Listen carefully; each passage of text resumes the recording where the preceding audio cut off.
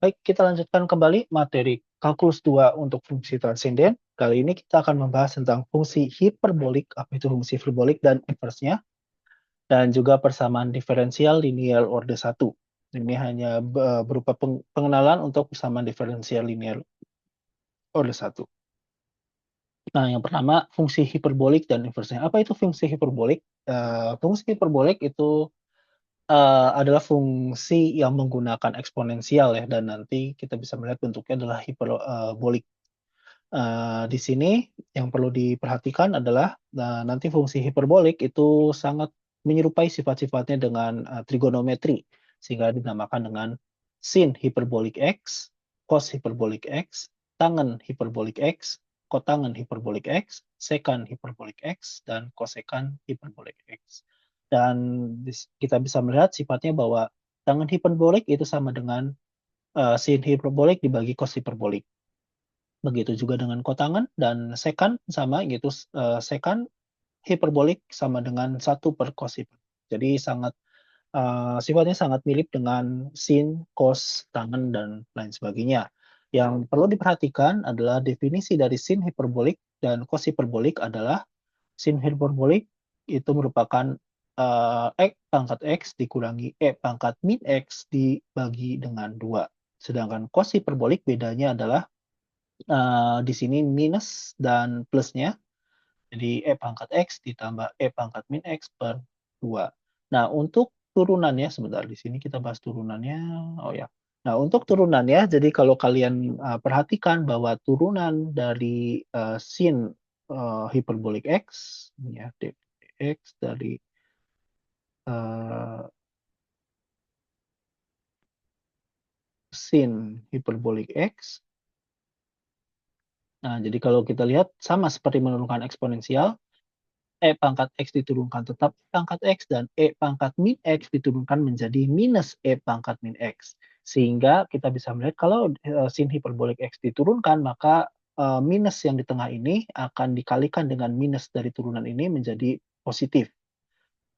Menjadi E pangkat X ditambah E pangkat min X dibagi 2. Dan kalau kita lihat definisi yang ini itu sama dengan definisi yang ini.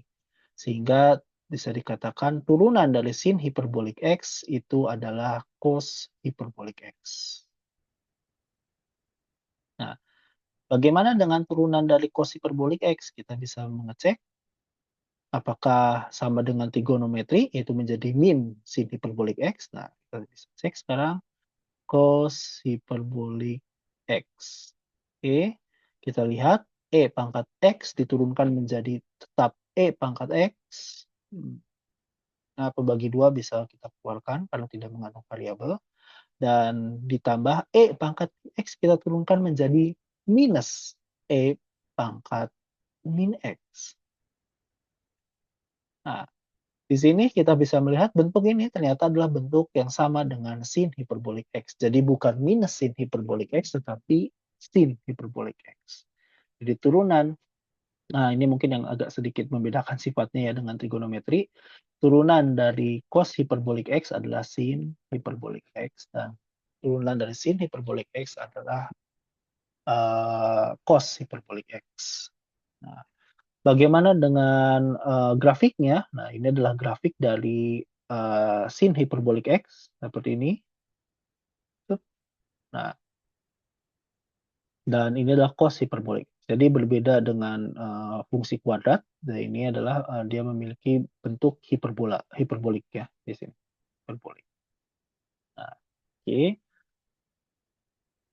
Nah, ini, kesamaan hiperbolik lagi, sifatnya dengan, trigonometri bahwa cos hiperbolik kuadrat X dikurangi sin hiperbolik kuadrat X sama dengan 1. Kita bisa membuktikannya, ingat bahwa, apa namanya, cos hiperbolik itu adalah E pangkat X ditambah E pangkat min X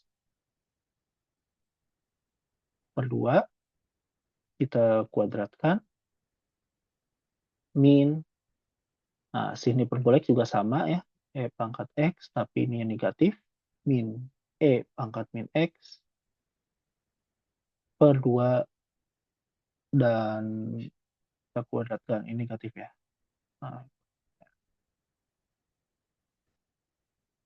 jadi kita coba kuadratkan, ini bagian depannya kita keluarkan dulu aja ya. Ini adalah bagian penyebutnya adalah 1/4 ya, karena kita kuadratkan. Nah, biar gampang. Lalu E pangkat X ditambah E pangkat min X dikuadratkan, artinya kita kalikan dengan yang sama ya. E pangkat X dikali E pangkat X adalah E pangkat 2X. E pangkat 2X. Lalu ini dikalikan 2 kali E pangkat X ditambah E pangkat min X itu menjadi 1 ya. Berarti menjadi, lalu dikalikan 2, 2, kemudian E pangkat min 2X. E pangkat min X kuadrat dikuadratkan, jadi sama seperti melakukan fungsi kuadrat aja ya, seperti biasa. Nah, lalu kita kurangkan, bentar ini kayaknya, oh ini harusnya kita geser ya. 2 ditambah lagi ya, 2. Nah, tambah. Ini 2-nya dari E pangkat X dikali E pangkat min X dikalikan 2. Geser aja 2-nya, kita tambahkan. Nah, lalu dikurangi, harus hati-hati, ini sama ya, sama bedanya, sama dengan ini, bedanya nanti negatifnya itu berada di tengah yang ini ya, berarti ini adalah E pangkat 2X min 2 E pangkat X min E pangkat min X dikali min E pangkat min X jadi positif ya. Positif E pangkat min 2 min 2X. Selesai. Susahnya. Nah, ya. 2X. Tutup. Oke. Nah, kita lihat di sini karena ini adalah negatif, E pangkat 2X dikurangi E pangkat 2X kita 0, habis. Begitu juga dengan E pangkat min 2X dikurangi E pangkat min 2X, ini pun habis. Sisanya adalah 2 dikurangi minus 2 adalah 4. Sehingga dapatkan yang terakhir adalah 1/4 dikalikan dengan 4, yaitu adalah 1. Maka terbukti cos H kuadrat X min sin H kuadrat X sama dengan 1. Nah, kalau untuk apa namanya, trigonometri plus ya, cos kuadrat X ditambah sin kuadrat X sama dengan 1. Nah, lalu ini mungkin yang mirip ya, 1 minus tangen H kuadrat X sama dengan secant kuadrat X. Nah, itu bisa dicoba dengan menggunakan yang ini. Nah, tangen X itu berarti kan sin H, sin hiperbola per X, sin hiperbola X dibagi cos hiperbola X. Seperti itu. Dikurangi dengan 1, jadi 1 dikurangi, nah tangen itu tadi adalah sin per cos ya, sin H hiperbola per cos hiperbola. Karena per 2-nya sama, berarti saya bisa langsung tuliskan di sini adalah, oke langsung menggunakan definisi cos-nya ya, sorry sin-nya dulu ya. Sin itu adalah, dalam kurung, E pangkat X sebenarnya kan, ini min, E pangkat, min X ya, ini adalah sin-nya, sin hiperbola, dibagi, nah sebenarnya kan dibagi 2, tapi karena pembaginya adalah cos hiperbola X yang memiliki pembagi 2 juga, maka bisa saya langsung coret. Sehingga di sini saya bisa tuliskan E pangkat X ditambah E pangkat min X. Nah ya, ini dari sin hiperbola X dan ini tanpa dibagi 2, yang ini dari cos hiperbola X. Maka saya bisa samakan penyebutnya yang ini dengan yang ini. E pangkat X plus C, E plus E pangkat min X.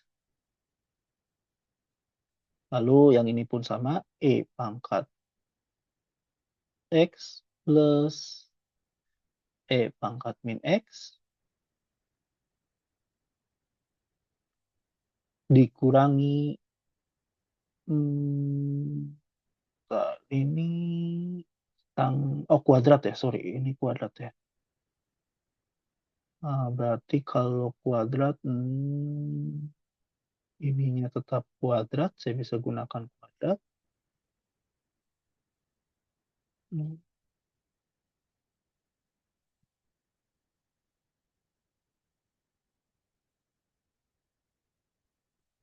Oke, sebentar. Ininya juga kuadrat ya. Dikurangi, tadi adalah E pangkat X minus E pangkat min X kuadrat. E, E menjadi sekan kuadrat X. Oke. Nah, jadi kita bisa melihat di sini bahwa bagian ini E pangkat X ditambah E pangkat min X kuadrat itu adalah apa namanya? Cos HX. Saya nggak salah kan ya? Kuadrat kuadrat ya. Ini adalah seperti cos HX kuadrat yang ini sama kan? Dan ini adalah minus sin HX kuadrat yang ini. Bedanya kita tidak punya di sini adalah 2, 2 kan? 2 dan 2-nya. Berarti supaya ini sama gitu ya, jadi bentuk seperti ini, maka bisa kita kalikan di sini adalah 1/4 dan di bawah pun dikalikan 1/4. Nah, maka bentuk yang atas menjadi bentuk yang sama seperti di atas ini, yaitu cos H kuadrat X min sin H kuadrat X sama dengan 1. Artinya bentuk atas ini adalah 1 dan yang bentuk bawahnya adalah saya bisa tuliskan sebagai 4 dibagi dengan ini kuadrat atau bentuk lainnya bisa saya tuliskan 2 dikali E pangkat X ditambah E pangkat min X dikuadratkan. Nah, kalau kalian melihat ini adalah bentuk yang ini, tapi kita balik. Sehingga itu adalah 1 per cos H kuadrat X.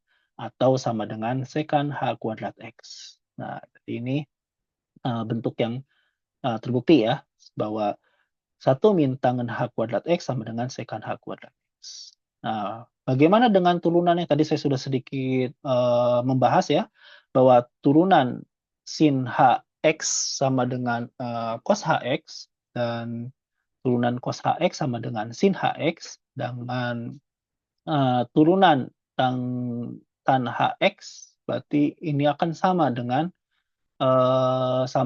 trigonometri,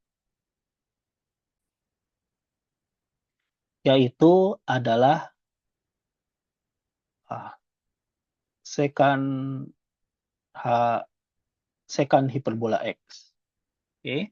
Ini untuk yang turunan tangen HX dan turunan dari sekan hiperbola X yaitu adalah minus. Nah, ini ya bentuknya sama. Sekan hiperbola X tangen hiperbola X. Nah, ya. Jadi kalau dilihat dari bentuknya ini agak mirip ya antara trigonometri dengan uh, hiperbola. Bedanya lagi-lagi apa namanya? Turunan sin hiperbola X cos. Nah, ini yang beda ya. Turunan dari cos hiperbola X itu adalah bukan min tapi positif sin hiperbola X. Turunan tangen X sama dengan secant X, tetapi dan turunan tangen hiperbola X sama dengan secant secant kuadrat ya, sorry. Secant kuadrat X itu. Dan turunan secant X itu kan positif ya, secant X dikali tangen X, tapi untuk bentuk hiperbolanya turunan secant secant hiperbola X itu adalah turunan secant hiperbola X adalah min secant hiperbola X dikali tangen hiperbola X. Dan kalau ininya min, kayaknya ini ke min ya. Oh ya, ini min ya. tangen sin ya, ini minus ya. Minus secant hiperbola kuadrat X. Nah, itu jadi agak sedikit berbeda ya. Ya, minusnya ya di sini. Minus, tidak minus, ini jadi di sini tidak minus, di sini minus, dan di sini minus. Nah, bagaimana inverse-nya? Nah, untuk menentukan inverse-nya, kita kembalikan ke definisi dari hiperbola tersebut. Misal, untuk Y sama dengan sin hiperbola X, monotonaik. Jadi, dia mempunyai inverse di keseluruhannya. Nah, jadi fungsinya, ingat kembali, ini adalah sin hiperbola X, dan ini adalah cos hiperbola X. Nah, kalau sin hiperbola X, karena dia monotonaik, maka dia akan memiliki inverse untuk semuanya. Tapi untuk cos hiperbola X, dia akan monoton turun dan monoton naik ya. Maka kita harus membatasi domainnya dari sini sampai ke seterusnya. Dari 0 sampai tak hingga. Atau lebih besar dari 0. Seperti itu. Nah, yang kita coba untuk menentukan inverse dari sin hiperbola X. Nah, jadi X sama dengan arcus sinus hiperbola Y jika dan hanya jika Y sama dengan sin hiperbola X. Nah, dapat dibuktikan bahwa bagaimana inverse-nya? Sin hiperbola arcus sinus hiperbola Y sama dengan, nah ini ya, pertama ini jawabannya ya. Jadi cara menentukannya gimana? Pertama, definisi dari sin hiperbola X adalah Y sama dengan E pangkat X min E pangkat min X per 2. Duanya kita ke kirikan, lalu semua juga kita kanankan ya, biar E pangkat X-nya positif. E pangkat X dikurangi dari sini 2Y min E pangkat min X. Nah, berikutnya kita kalikan kedua ruas dengan E pangkat X. Nah, jadi E pangkat X dikalikan E pangkat X adalah E pangkat X kuadrat. Di sini kita tuliskan dalam bentuk kuadrat ya. Ya, E pangkat 2X juga bisa, tapi nanti kita akan lihat kenapa begitu. Lebih enak dituliskan seperti ini. Lalu min 2Y E pangkat X dikurangi E pangkat X, min X dikali E pangkat X adalah 1. Min 1 sama dengan 0. Nah, jadi kita bisa melihat bentuk ini adalah seperti bentuk kuadrat, fungsi kuadrat, dan kita bisa mencari akarnya dengan rumus min B plus minus atau plus saja ya, plus akar B kuadrat min 4AC dibagi 2A. Jadi rumus ABC ya. Nah, atau kita bisa menggunakan seperti ini. Maka E pangkat X itu adalah sama dengan karena E pangkat X tidak mungkin minus ya, makanya di sini tidak minus. Min B itu apa? Di sini ya, sebenarnya adalah sama dengan di sini bentuk awalnya dulu ya. E pangkat X sama dengan min 2Y. Nah, ditambah akar B kuadrat. B kuadratnya adalah min 2Y kuadrat.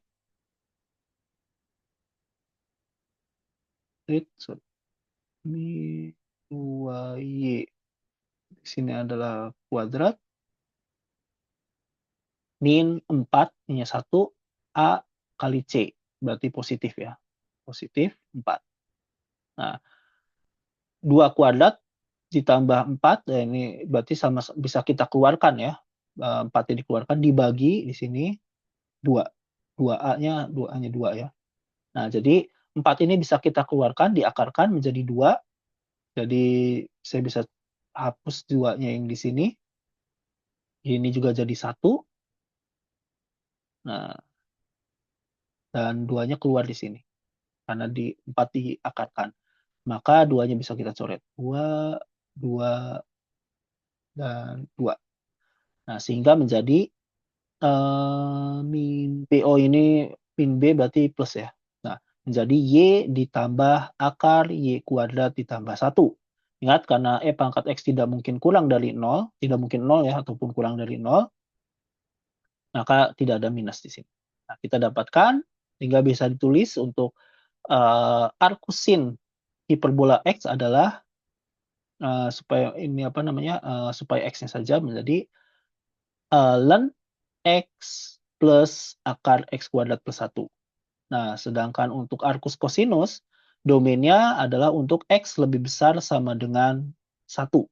Karena kita bisa melihat di sini adalah, nah, nilai paling kecilnya itu adalah 1. Sedangkan untuk sin H, ini untuk semuanya ya, jadi di Y-nya itu dari minus tahingga sampai tahingga. Sedangkan untuk cos hiperbola, Y-nya itu lebih besar dari sama dengan satu sampai tahingga. Nah, jadi itu domainnya. Nah, begitu juga dengan, tan H-1 X, ya, ini menjadi setengah ln 1 plus X per 1 X. Nah, itu, bisa kalian, apa namanya, penurunan ya dengan cara seperti ini. Nah, sedangkan untuk, arcus sekant hiperbola X itu, saya akan langsung, ini akan, cukup mirip dengan cos hiperbola X yang ini ya. Nah, bedanya, adalah bahwa X-nya menjadi 1 per X. Ini ditambah coba, tambah akar 1 per X² minus 1. Nah, sekant ya, minus 1 ya. Tap. Nah, untuk domainnya di sini, jadi kalau kita bisa melihat, dari ini ya, cos H, 1 per cos H artinya ini menjadi 0, ini menjadi 1 ya. Jadi bentuknya kira-kira menjadi seperti ini ya. Bentar, 1 per cos H itu, susah sekali. Nah, seperti itu ya kira-kira. Jadi, kita bisa melihat domainnya itu dari 0, tapi tidak pernah sampai 0, sampai 1.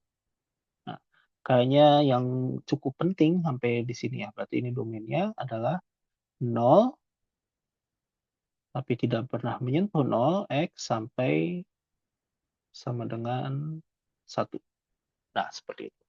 Oke. Nah, untuk turunan dari inverse, maka, eee, bisa langsung diturunkan dari sini, seperti itu. Jadi misalnya, turunan dari arcus sinus hiperbola X, yaitu adalah 1 per akar X² plus 1. Jadi kita bisa lihat tinggal di sini, kita turunkan, ln X plus X² plus 1 ya. Nah, jadi untuk, D per dx dari, bentar, sin H ya, agak susah ya saya nulisnya, sin H hiperbola X ya ini ya, arcus ya. Nah, ini berarti sama dengan kita turunkan bentuknya dari, yang tadi ln X plus, berapa, akar X² plus 1 ya.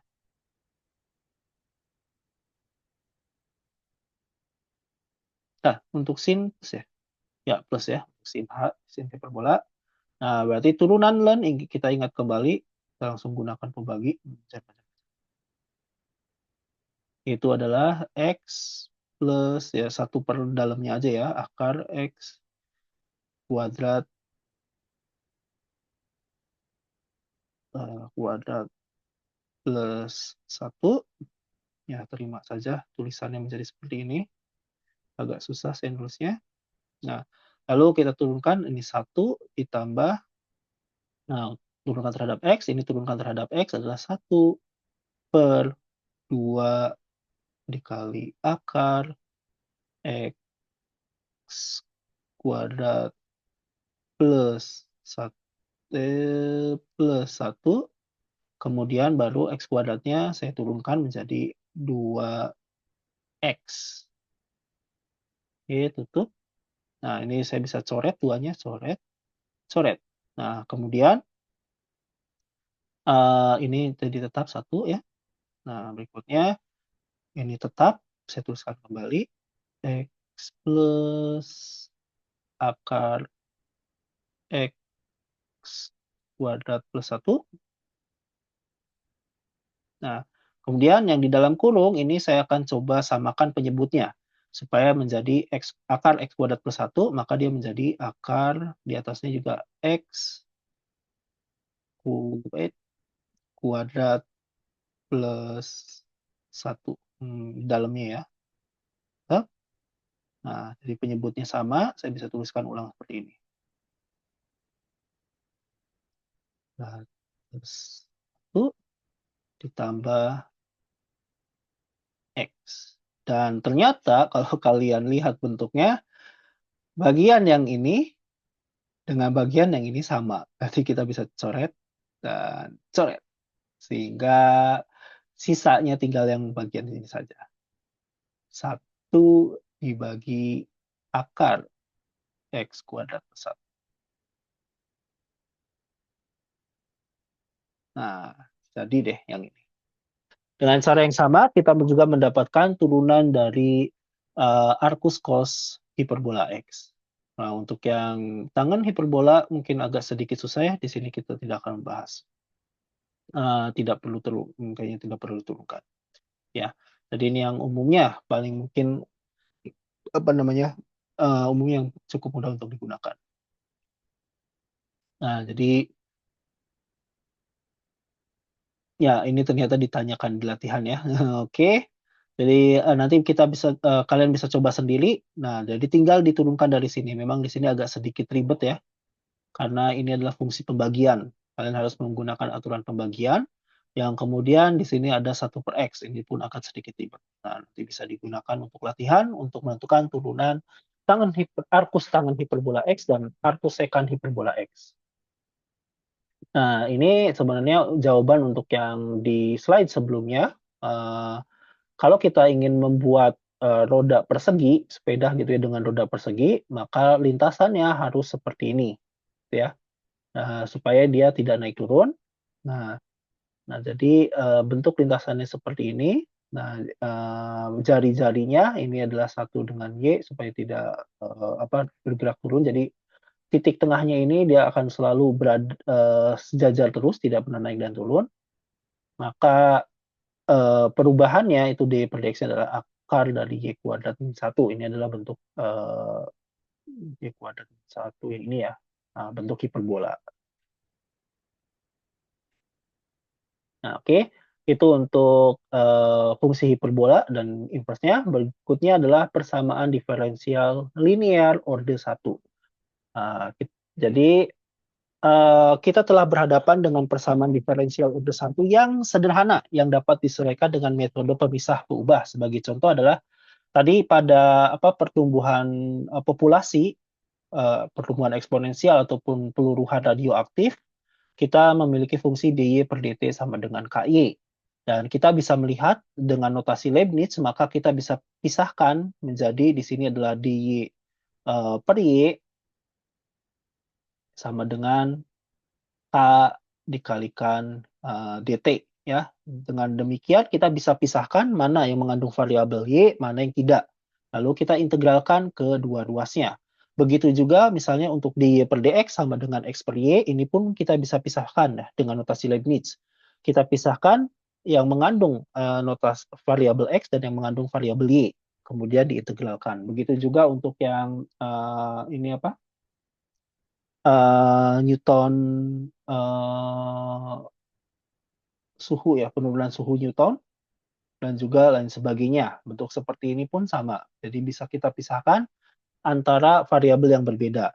Nah, tapi bagaimana kalau persamaan diferensialnya dia tidak dipisahkan antara variabel yang berbeda? Yaitu kalau ada misalnya penjumlahan seperti ini, dy per dx ditambah y sama dengan x, atau y aksen ditambah y tangen x sama dengan sekant x. Nah, maka bisa diselesaikan, salah satu caranya adalah dengan persamaan diferensial linear orde 1. Nah, jadi apa itu persamaan, diferensial orde 1? Bentuknya untuk yang, orde 1 adalah turunannya itu hanya turunan pertama. Ya, jadi nanti untuk saat ini kita hanya bahas orde 1. Untuk kedepannya kita bisa punya orde 2, orde 3, dan seterusnya. Nah, untuk orde 1, paling besar turunannya adalah turunan pertama. Seperti itu. Jadi misalnya Y aksen ditambah kita punya fungsi PX dikalikan Y, ini adalah bukan turunan ya, sama dengan IX. Nah, ini disebut sebagai persamaan orde 1. Nah, dan bentuk linear adalah yang seperti ini. Y aksen ditambah PXY sama dengan QX. Ini adalah bentuk yang linear untuk persamaan diferensial. Maka disebut sebagai persamaan diferensial linear orde 1 panjang. Nah, persamaan bentuk ini dapat diselesaikan dengan mencari terlebih dahulu faktor pengintegralannya, yaitu faktor pengintegralannya adalah E pangkat integral PX dx. PX ini adalah yang menempel dengan Y, bukan 2Y, bukan Y kuadrat, tapi Y saja. Seperti itu. Dan ini pun Y aksennya bukan 2Y aksen, bukan 3Y aksen, tapi Y aksen saja. Maka harus disesuaikan dulu nanti faktor pengintegralnya. Nanti baru bisa kita kalikan dengan persamaan ini. Oke. Kalikan kedua ruas dengan fx. Nah, maka persamaan menjadi seperti ini. Fx Y aksen ditambah fx pxy sama dengan fx qx. Perhatikan, nah kalau kita bandingkan antara integral px dx dengan tadi pengalinya ini ya, dengan yang ini, maka kalau kita gabungkan seperti ini, nah ternyata ruas yang sebelah kiri ini merupakan bentuk turunan dari fx dikalikan y. Nah, itu turunan dari fx dikalikan y menjadi bentuk yang seperti ini. Gitu. Nah, bagian kanannya tetap. Nah, lalu ini adalah bentuk turunan dan maka bisa kita integralkan untuk kedua ruas dan di sini turunkan terhadap x kita bisa pindahkan dx-nya, maka ini tinggal diintegralkan. Sehingga di sini adalah y dikalikan dengan fx. Nah, misalnya px-nya kemana? Px itu adalah bentuk yang ini sebenarnya. Gitu ya. Nanti kalau karena di sini ada px ya. Nah, nanti adalah bentuknya seperti itu. Jadi kalau kalian mencari faktor pengintegralannya benar, maka bentuknya akan otomatis menjadi bentuk seperti ini. Nah, sehingga y-nya adalah di sini y-nya akan sama dengan 1 per faktor pengintegralan ini, artinya dinegatifkan E pangkat min integral Px dx dikalikan integral Fx Qx dx. Jangan lupa bahwa Fx yang ini adalah bentuk ini juga, tapi tanpa minusnya ya, yang ini. Jadi nanti harus diintegralkan dengan Qx-nya. Kenapa ini? Ini kan ada Fx, ini Fx. Kenapa tidak dicoret? Karena ini berada di dalam integral. Tidak boleh digabungkan. Yang di dalam integral, kalau dia ada variabelnya, variabel x di sini, tidak boleh keluar. Begitu juga yang di luar, tidak boleh masuk ke dalam integral. Oke. Di sini penurunannya sangat panjang ya dan sangat ribet. Nah, jangan khawatir, contoh soalnya dengan contoh soal ini kalian akan lebih mudah mengerti karena bisa dikatakan angkanya lebih pendek. Oke, kita ingin selesaikan persamaan diferensial berikut. Y aksen ditambah xy sama dengan x. Nah, dalam kasus ini, di sini variabelnya x dan x ya. Jadi kita bisa melihat bahwa px dan qx-nya sama. Dalam kasus lain mungkin bisa saja berbeda, tidak masalah. Nah, jadi kalau bentuknya sudah mirip dengan bentuk yang ini, persamaan diferensial orde 1 dan linear, di sini hanya y dan di sini hanya y aksen, maka kita bisa langsung menentukan faktor pengintegralannya, yaitu adalah E pangkat integral dari ini px-nya, yaitu x dx. Nah, di sini kita bisa langsung lakukan integral sehingga menjadi E pangkat x kuadrat. Tidak perlu ditambahkan dengan C di sini. Nanti di akhir bisa ditambahkan dengan C. X setengah ya, setengah X kuadrat.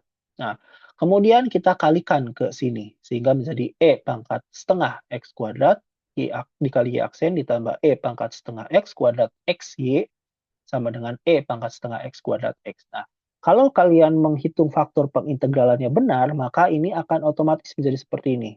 Bentuk yang ini adalah turunan dari E pangkat min setengah X kuadrat dikalikan Y.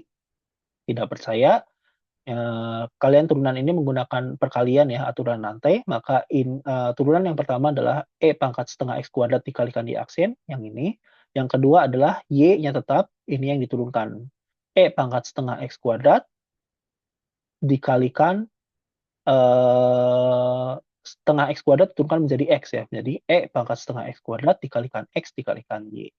Nah, sama kan? Jadi asal kalian menghitung faktor pengintegralnya benar, maka ini akan menjadi bentuk faktor pengintegralannya dan dikalikan dengan Y, seperti itu. Nah, berikutnya kita integralkan, dx ini berdasarkan notasi Leibniz, kita bisa pindahkan ke sini, lalu kita integralkan kedua sisi. Ini integral D ini ya pasti menjadi ini kan. Kemudian, di sini bisa kita integralkan terlebih dahulu, integral E pangkat setengah X kuadrat X dx, ini bisa kita gunakan substitusi untuk U-nya sama dengan setengah X kuadrat, sehingga du-nya itu adalah, kalau U-nya sama dengan yang ini ya, kita lakukan substitusi ya, U sama dengan, setengah X kuadrat, maka du menjadi X dx. Nah, berarti ini adalah du-nya. Tinggal kita integralkan E pangkat U jadi E pangkat setengah X kuadrat plus C. Seperti itu. Nah, maka Y-nya adalah E pangkat, nah ini jangan lupa dipindahkan ya. Jadi Y-nya sama dengan, awalnya itu adalah E pangkat minus setengah X, susah ya, kuadrat dikali E pangkat, setengah X kuadrat plus C. Nah, yang bagian depan ini dikalikan ini, minus dikalikan dengan positifnya adalah 1, ditambah C dikalikan E pangkat min setengah X kuadrat. Nah, mungkin bisa dicoba untuk yang, persamaan diferensial berikutnya. Ini pun sama bentuknya adalah persamaan linear orde 1, faktor pengintegralannya bahkan langsung dituliskan, ya. Nah, oke. Nah, apa sih gunanya persamaan diferensial linear orde 1? Jadi, seperti yang kalian ketahui bahwa namanya persamaan diferensial kalau kita berhubungan dengan persamaan diferensial adalah kita menghitung laju, suatu laju perubahan gitu ya, perubahan ataupun laju terhadap, umumnya terhadap waktu ya, tapi bisa saja terhadap, suatu satuan tertentu. Nah, jadi contohnya di sini adalah laju volume air. Jadi bila tangki, di sini ada tangki dengan air garam yang di air garam ya, dan pada saat yang sama larutan mengalir keluar dari tangki tersebut. Berapakah kadar garam pada larutan tersebut setelah sekian lama? Ini ada asumsinya itu kalau tidak salah bahwa, tangkinya tidak akan pernah berubah ya volumenya ya. Oh, ada juga yang berubah sih ya. Nah, jadi mengalir masuk ke dalam tangki dengan laju 2 liter per menit dan asumsinya airnya juga, apa namanya, teraduk rata ya. Artinya kita bisa mengatakan bahwa yang keluar di sini adalah berupa air garam, tapi yang masuk ke sini adalah air biasa. Maka larutan garam lama-lama di sini akan berkurang, gitu ya. Misalnya diketahui volume awal tangkinya adalah 120 liter air garam dengan kandungan 75 garam, 75 gram garam. Air yang mengandung 1,2 gram garam per liter mengalir masuk ke dalam tangki dengan laju 2 liter per menit. Berarti ini, airnya mengandung, larutan garam ya, rata dari 2 liter, mengandung 1,2 gram garamnya per liter. Berarti 2 liter adalah 2,4 gram ya. Berarti, ya. Nah, air yang teraduk rata keluar dari tangki dengan laju yang sama. Nah, jadi kalau lajunya sama artinya, semakin lama itu kan garamnya semakin bertambah, tuh. Nah, jadi tergantung dari yang masuk dengan yang keluar, kalau misalnya kandungan air yang masuknya, lebih banyak atau lebih banyak misalnya, maka kandungan ini lama-lama menjadi semakin, eee, asin, semakin banyak mengandung garam. Tapi kalau yang masuk ini, kadar garamnya lebih sedikit dibandingkan yang ada di sini, maka dibandingkan yang keluar gitu ya, maka semakin lama dia akan semakin berkurang kadar garamnya.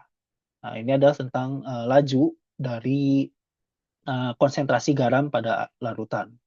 Nah, jadi misalnya Y sama dengan YT menyatakan banyaknya garam yang terkandung dalam tangki setelah T menit. Maka dy per dt, jadi Y-nya ini adalah mengandung banyaknya garam yang terkandung, sama dengan 2,4 min Y per 60.